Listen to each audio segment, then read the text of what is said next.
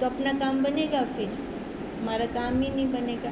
तो इसलिए हमें ये बता रही हैं कि उस साक्षी ज्ञान स्वरूप आत्मा में अपने चित्त को, शुद्ध चित्त को लगाकर उस ब्रह्म के साथ एकता करें। अब जिसका अंतःकरण शुद्ध होगा वही अपने स्वरूप में बैठ सकता है ना? क्योंकि शुद्ध अंतःकरण के अंदर ही ये विचार, ये ज्ञान रुकता है। जिसका अंतःकरण में रज्जु है, तम है, वो विचार नहीं कर सकता, वो मनन नहीं कर सकता। सुनेगा जरूर, बैठा है, कानों को अच्छा लग रहा है, शब्द अच्छे लग रही हैं, पर उस अच्छे लगने का क्या मतलब?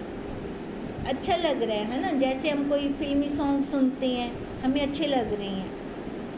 अब ऐसे क्या हो जाता है कि जो बड़ी एज के हो जाते हैं उनको सत्संग सुनना अच्छा लगता है, पर व्यवहार में नहीं लाते। अब जब तक हम इसको अपने व्यवहार में नहीं ले आएंगे तब तक हमारा काम ही नहीं बनेगा। हम चाहते क्या है ना? मुक्त होना चाहते हैं ना, अपने आप में बैठना चाहते हैं, दोबारा आकार नहीं लेना चाहते। हमारी इच्छा तो यही है। खाली अच्छे लगने से हमारा काम नहीं बनेगा, तो हमें क्या करना पड़ेगा? व्यवहार में लाना पड़ेगा, है ना? उसको लाना पड़ेगा, अभ्यास में लाना पड़ेगा। हाँ, सुना, हमें सत्संग अच्छा लगा, फिर जब कोई परिस्थिति आई, फिर वहाँ पे मैं बन के बैठ गई, उसने मेरे को ऐसा क्यों बोला? अब उसने मेरे को ऐसा क्यों बोला, तो मैं तो शरीर पे बैठ के बोल रही हूँ। अभी तक मेरा ये राग द्वेष नहीं ख़त्म हो रहा। जो मेरे को अच्छा लग रहा था सत्संग, मैंने वो अपनाया तो है नहीं, है ना? इसलिए कहा कि शुद्ध अंतःकरण वाला उस आत्मा को अपने ज्ञान स्वरूप में लाकर उसके साथ एकता करेगा, उस ब्रह्म के साथ एकता करेगा। अब जब उसके साथ एकता होगी तब जाकर हम समझ सकते हैं कि मुक्त हैं। वो भी हम समझेंगे, सामने वाला नहीं समझ सकता।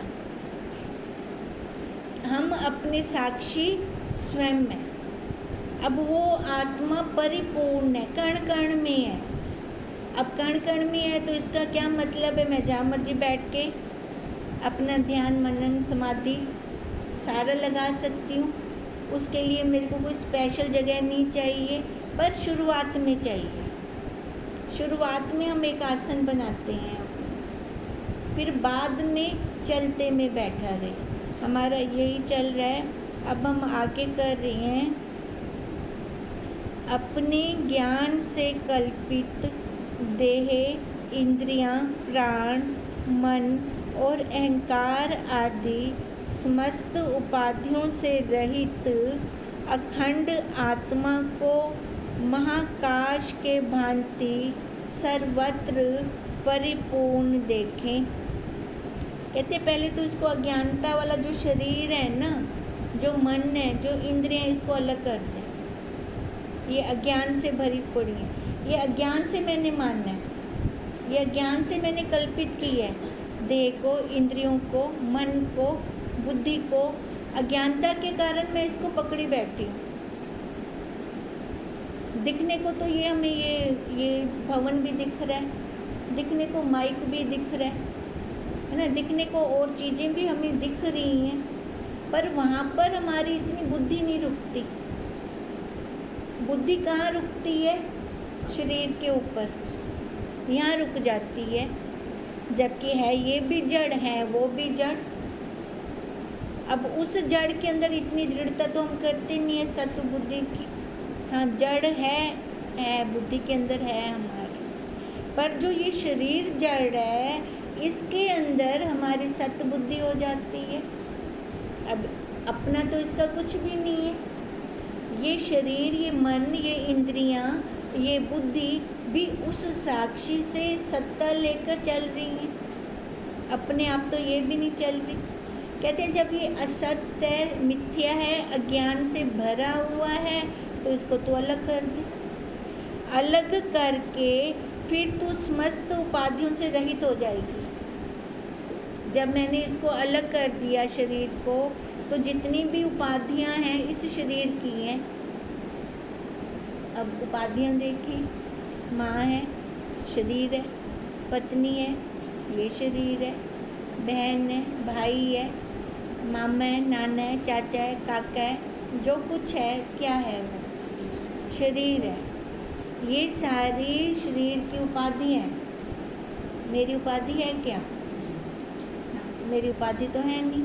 फिर एक बार इसको बल लगाकर मैंने अलग कर दिया, तो फिर हम क्या हो जाएंगे? उपाधियों से रहित हो जाएंगे।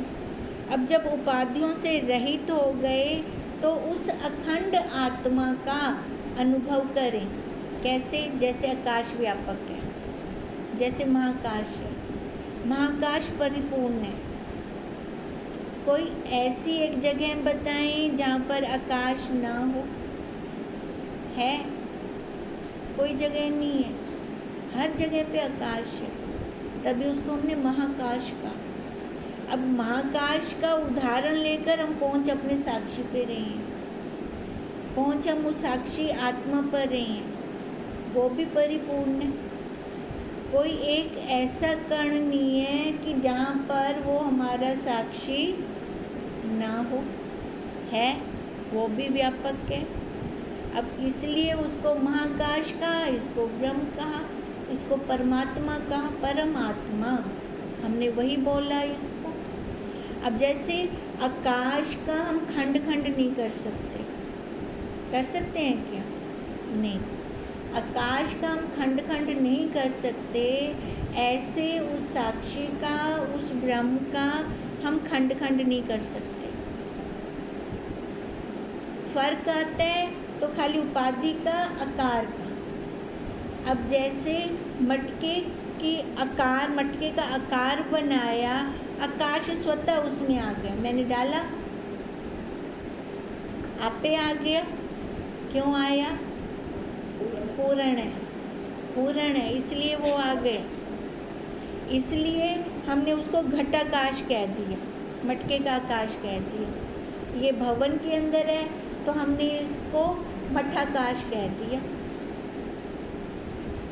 क्यों कहा? उपाधि, चार दीवारी आ गई, उधर मटके का आकार आ गया, इसलिए कहा हमने। नहीं तो ये चार दीवारी हटा दें तो ये मठाकाश और वो महाकाश एक है। हम ये नहीं कह सकते कि ये मठाकाश है। ओ देखो ये मठाकाश होंगे, महाकाश मिलता पे आख सकते हो आप ही में, हम कह ही नहीं सकते। खाली उपाधि हटाई, वो एक हो गया।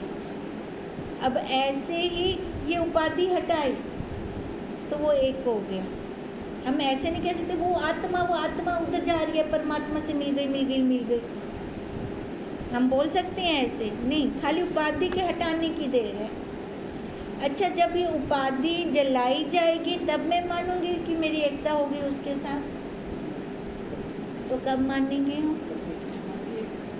अभी हमारी एकता भी है उसके साथ, है ना। घड़े का आकाश महाकाश ही है, ये मठाकाश महाकाश ही है। ये खाली उपाधि के कारण हमने उसको नाम दिया, है तो वही। अब ऐसे ये आत्मा वही परमात्मा है, हमने खाली उपाधि के कारण इसको आत्मा का नाम दिया। अब जब ये शरीर जलाया जाए तब मैं उसको परमात्मा बोलूँ? नहीं, अभी मेरे को यही समझना है कि जैसे मैंने घड़े के आकाश को महाकाश समझ लिया, भी वही है, बुद्धि में बैठ गया मेरे। अब ये भी बुद्धि में बैठ जाए भी ये आत्मा ही तो परमात्मा है। मैं परमात्मा को किरे लब्धि पई हूँ, मैं कहाँ देखने जाऊँ उस परमात्मा को? बाहर मिलेगा मेरे को परमात्मा? नहीं। परमात्मा क्या है? अनुभव है। परमात्मा क्या है? ज्ञान है। परमात्मा क्या है? समझ है। और वो समझ मेरे को अभी आ गई तो मैं अभी मुक्त हो गई। 10 जन्म के बाद आई तो 10 जन्म के बाद मुक्त होंगी। ज्ञान यही का यही रहेगा, 10 जन्म के बाद ज्ञान कुछ और नहीं बढ़ जाएगा और कुछ कम नहीं हो जाएगा, ज्ञान तो यही का यही रहेगा। अब जो पहले हमारे महात्मा हो गए, गुरुदेव हो गए, ऋषिजन हो गए, तब भी तो यही ज्ञान था, आदि से चला आ रहा है। ये पुरातन है, कोई नया नहीं है, पहले से ही है ये ज्ञान। अब जितनी जल्दी इसको हम स्वीकार कर लेंगे, हमारा ही भला होगा, हमारा ही कल्याण होगा। 10 जन्म के बाद भी करने स्वीकार, अभी कर लें तो वो 10 जन्म, देखो हर जन्म के अंदर रोना है, दुख है, विषाद है, हंसना भी है, पर वो हंसना इतना ज़्यादा मायने नहीं रखता। सुख भी है, पर वो सुख इतना ज़्यादा मायने नहीं रखता। दुख बहुत लगता है, विषाद बहुत लगता है। और शुरुआत ही इसकी कहाँ से होती है? अगर हम देखें तो कैसे इसका जन्म होता है, मल मूत्र से बाहर निकलता है ये, तो वहाँ पर भी उल्टे मुंह पड़ा होता है। कई बार पेन्स वगैरह ज़्यादा हो जाएं, डिलीवरी टाइम पे ना हो, तो डॉक्टर क्या बोलते हैं, माँ का बाथरूम मुंह में चला गया, बोलते हैं बच्चे को अब परेशानी हो रही है, होता है ऐसे। तो इसका मतलब कहाँ पर है बच्चा, मल मूत्र के अंदर है। अब कैसी जगह से हम निकल कर आए हैं, अगर अब सोचें तो कैसे अंदर से उल्टी आने को होता है। तो अब अगर दोबारा से आकार लेना हो, फिर कोई नई जगह होगी हमारे लिए क्या, फिर भी तो यहीं से बाहर निकल कर आएंगे। तो अभी क्यों ना वो उस पर ग्लानि आए कि अब नहीं भाई, अब दोबारा से नहीं आना मेरे को इस झमेले के अंदर, अभी से मेरे को मुक्त होना है। अब मुक्त होना है तो घटाकाश को महाकाश समझना पड़ेगा, समझ से समझना पड़ेगा, रट्टे से नहीं, समझ से।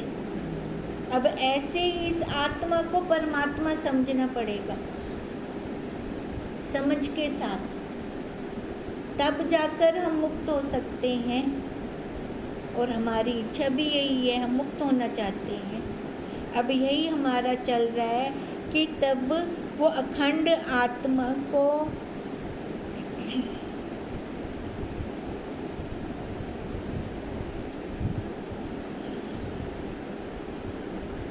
अखंड आत्मा को महाकाश के भांति सर्वत्र परिपूर्ण देखें। अब ऐसे उसको हम हर जगह पे देखें जैसे महाकाश है। आत्मज्ञान के अभाव में ही मनुष्य अज्ञानवश इन देह, इंद्रियां, मन, प्राण, अहंकार आदि को अपना स्वरूप मानने लगता है। अब अज्ञानता के कारण ही, ज्ञान का अभाव है, अज्ञान के कारण मैं शरीर वाली बनते बैठ गई है ना। मैं अपने आप को ये शरीर वाला देख रही हूँ, जो भी क्रिया हो रही है इस शरीर से मैं कर रही हूँ, मैं कर रही हूँ, मैं और ज़्यादा पक्की करी जा रही हूँ। अब खुदा न खास्ता कोई और उपाधि मिल गई तो, कहीं और कोई जॉब वगैरह लग गई तो अब उसका भी साथ में अहंकार आ जाएगा, मैंने ये किया, मैं ये करके आई, अब मेरे बिना उनकी शर्ती नहीं है। अब इसमें क्या हो रहा है, शरीर और चढ़ रहा है, शरीर और चढ़ रहा है, मैं शरीर वाली पक्की हो रही है। छुटकारा कहाँ से होगा? छुटकारा तब होगा, अब ज्ञान हमें ये भी नहीं सिखाता कि हम अलग से बैठे रहें, कुछ काम ना करें, नहीं, जाएं फील्ड में जाएं, काम करें, पर कैसे करें ये समझ होनी चाहिए। ये गुरुदेव हमें सिखा रहे हैं। अपने को तो अलग करती जा, ये कर रहा है, फिर अहंकार नहीं आएगा, मैं का जो अहंकार आ जाता है, 4 लोगों ने वाहवाही कर दी, ये शरीर और चढ़ गया, फिर वो नहीं आएगा। अगर सामने वाला वाहवाही भी कर रहा है ना, तो दिख रहा होता है हमें किसकी हो रही है, शरीर की हो रही है। मेरे तक तो पहुंच नहीं सकते। और जो वाह वाही कर रहा होता है, स्वार्थ जरूर होता है वहाँ पे। उसने क्या पता क्या निकलवाना है इस शरीर से, है ना। देखो ये स्वार्थ की दुनिया है, पर हमें समझ होनी चाहिए। सामने वाले को हमने कुछ बोलना भी नहीं है, पर अपनी समझ के साथ शरीर से दृष्टि भी हटाते जाना है, दृष्टा बनते रहना है। मैं दृष्टा, ये दृश्य, जितना कुछ सामने है ये सब क्या है, दृश्य है। दृष्टा मैं एक, बाकी सब दृश्य। अगर ऐसे निखेड़ा करते जाएंगे तो इस देह को, इंद्रियों को, मन को, प्राण को, अहंकार को अपना स्वरूप नहीं मानेंगे, अपने से अलग कर देंगे। इनके पीछे वही एक आत्म सत्ता है। फिर बुद्धि में रहेगा ना, ये शरीर को कौन चला रहा है, मन को कौन चला रहा है, बुद्धि को कौन चला रहा है। वो जो चला रहा है मैं वही हूँ, मैं वही अखंड सत्ता हूँ, और वही अखंड रूप से महाकाश के भांति सर्वत्र व्यापक हूँ मैं। जैसे आकाश व्यापक है, ऐसे वो साक्षी भी व्यापक है। उसी के रूप हैं ये सारे, सारा वही तो है, कण कण में तो वही व्यापक है। ज्ञानी को इस प्रकार सर्वत्र उस अखंड आत्मा को ही देखना है। अब जो ज्ञानी है ना, उसकी दृष्टि कैसी है, उसकी दृष्टि ऐसी है, उस अखंड को, उस अखंड आत्मा को वो व्यापक कण कण में देख रहा है। उसकी दृष्टि, ज्ञानी की दृष्टि जो देख रही है, हमारी दृष्टि वो नहीं देख सकती। आंखें उनकी भी यही, हमारी भी यही, पर देखने में कितना फर्क है। अब जैसे एक गिलास आधा भरा हुआ है, अब एक को तो दिख रहा है भरा हुआ, एक को हुंदा खाली भाग दिखदा पे, एक को आधा भाग भरया हुआ दिखदा पे, एक को खाली भाग दिख रहा है। गिलास वही का वही, देखने की दृष्टियाँ दो हो गई। ऐसे ही देखने की दृष्टियाँ दो हैं, ज्ञानी और अज्ञानी की। ज्ञानी की दृष्टि में सब वही है, व्यापक है, वो कहीं रुकता नहीं है, किसी से लड़ता नहीं है, झगड़ता नहीं है, राग द्वेष करता नहीं है। और अज्ञानी आकार को देखता है, वो आधार को देखता है। और अज्ञानी आकार को पकड़ के जगह जगह पे रुकता है। ज्ञानी आधार पर टिका होता है, वो कहीं रुकता ही नहीं है, आधार वो ही है। अब भूमि, ये सब जगह खंड खंड तो हमने किया, ये रसोई बना दी, ये बाथरूम बना दिया, ये बेडरूम बना दिया, ये हमने राजपुरा बना दिया, ये पटियाला बना दिया। खंड खंड तो हमने किया, उस परमात्मा ने किया। अटूट व्यापक है पृथ्वी, जहाँ देखे वहाँ पृथ्वी है। अब ज्ञानी की दृष्टि में तो वही है एक पृथ्वी, अज्ञानी की दृष्टि में खंड खंड है। वो अज्ञानी फिर जगह जगह रुकता भी है, रुककर अपनी मान्यता से चलता है, अपनी मनवाना चाहता है। अगर ना मानी जाए तो, अगर उसकी ना पूरी हो तो फिर क्लेश। क्लेश का कारण क्या है? अब देख, क्लेश का कारण आ रहा है हमारे सामने, रोज घर परिवार में होता है। जिसका जितना बड़ा परिवार, उसका उतना वार फिर ज़्यादा होते हैं ना बड़े परिवार में। फिर यही तो चल रहा है हमारा। फिर हमें समझ आए क्लेश क्यों थींदा पे, एक क्लेश मैं कर दी पिया या सामने थींदा पे। मेरे को क्या करना है, मेरे को निकलना है, साइड लेना है, मेरे को क्लेश नहीं चाहिए। क्लेश करना भी क्यों? अगर मेरी पकड़ होगी तभी मैं क्लेश करूँगी, भी मेरे जैसा नहीं हो रहा। मेरे हिसाब से नहीं हो रहा।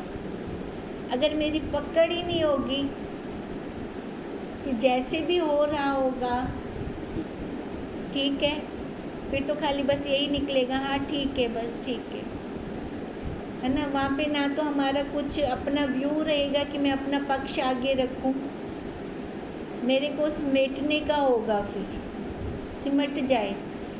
कामकार को तो समेटना है, अपने विचारों को भी समेटना है। जब मैं अपने विचारों को समेटना शुरू कर दूंगी ना, फिर देखो काम बाहर वाला तो काम अपने आप समेटना शुरू हो जाएगा। मेन यही है, हम अपने विचारों को समेटना शुरू कर दें, कहीं पर रुके ना। हमसे कोई पूछे ना पूछे, हम तो बीच में जाके अपनी सलाह दे के आएंगे।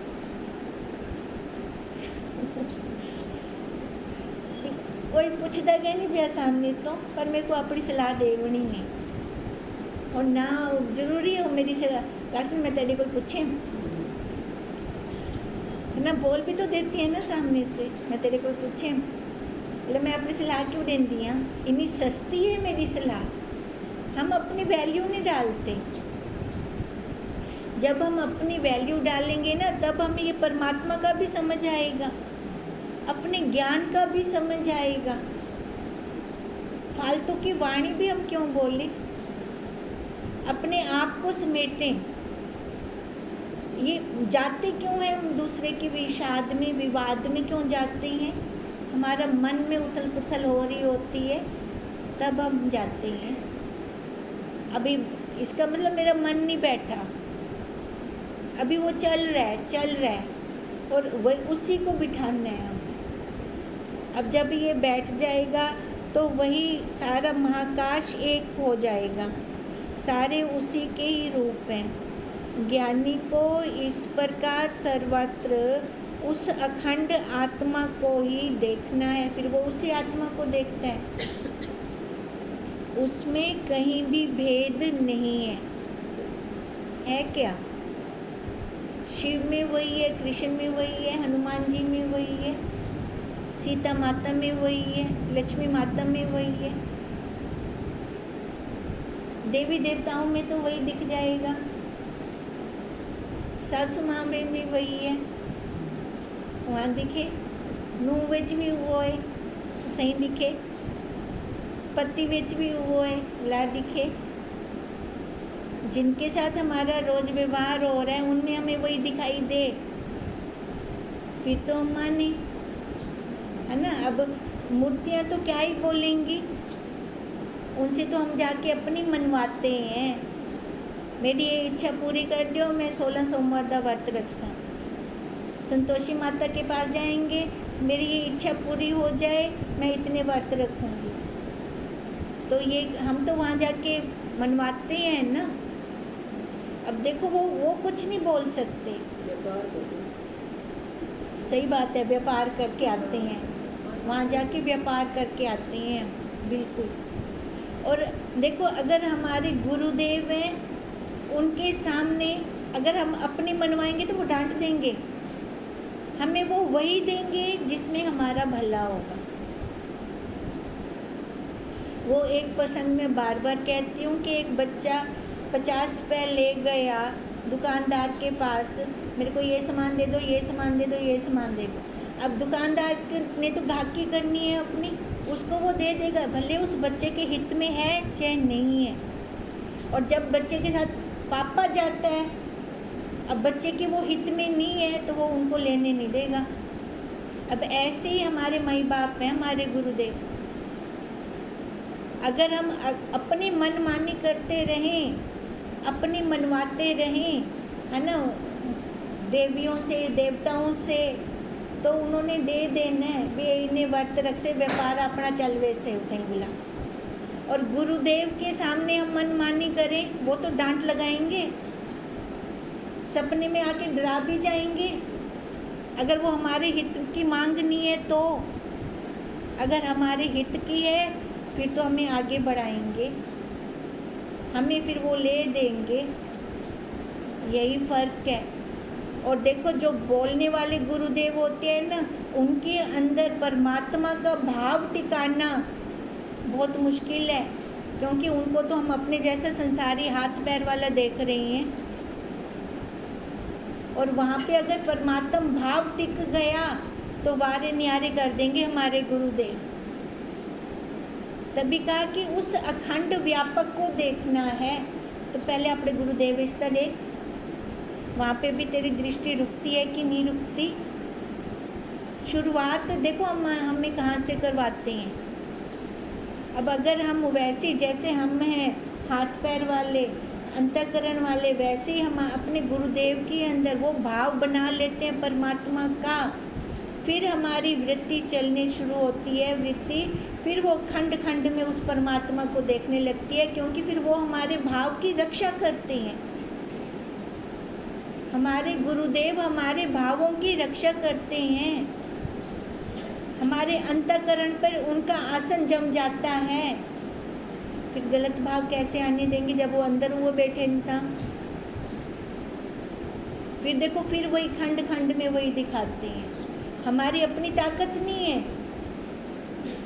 हम अपनी ताकत से उस परमात्मा को नहीं देख सकते व्यापक। दिखाने के लिए वो गुरुदेव चाहिए, पहले श्रद्धा विश्वास चाहिए मेरे को। गुरुदेव हमसे कुछ और मांगते हैं क्या? खाली श्रद्धा विश्वास प्रेम, बस यही। तू मेरे को यही दे, मैं तेरे को आगे ले चलूँगा। हम वही देने में कंजूसी करते हैं, वो भी मन में पता नहीं क्या शंकाएं उठाती हैं, क्या किंतु परंतु लगा देती हैं। ला मोड़ मंदिर को जवेंदूला वो लोग कुछ बोल दे क्या नहीं ना, उठे ही श्रद्धा बहुत जल्दी थी वेंदी है। वो देवी देवताएं भी फिर गुरुदेव के पास भेजते हैं धक्का मारते। अगर सबको होने समझना हो उससे खड़ना उससे, वो भी तो हमें फिर यहीं भेजती हैं ना। ध्रुव को भी वापस भेजा था।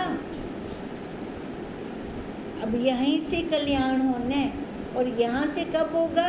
जब गुरुदेव के अंदर हम वो परमात्मा देखेंगे और वो भाव बनाएंगे। अब जब गुरुदेव के अंदर वो भाव बनते हैं तो गुरुदेव हमारे भावों की रक्षा करते हैं, हमें खंड खंड में उस परमात्मा को दिखाते हैं। तब हमारी दृष्टि बनती है। यही दृष्टि हमें चाहिए। इसी दृष्टि के साथ हमारा काम बन जाएगा। फिर उस टाइम मैं मुक्त हूँ, मेरे को कोई बंधन नहीं है।